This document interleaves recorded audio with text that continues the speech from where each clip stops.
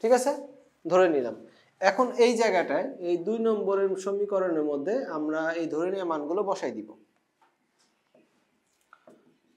x² plus y², এবার এখানে হয়ে যাবে প্লাস, কি হয়ে যাবে, প্লাস 2gx, তারপরে প্লাস 2fy, আর এখানে হবে c এত ইকুয়াল 0।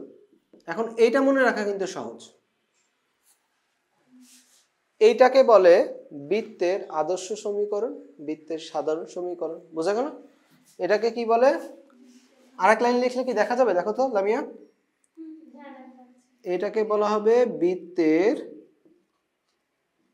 আদর্শ সমীকরণ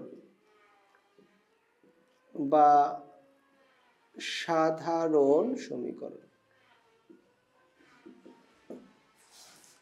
আচ্ছা, একটা কোশ্চেন করা যাক।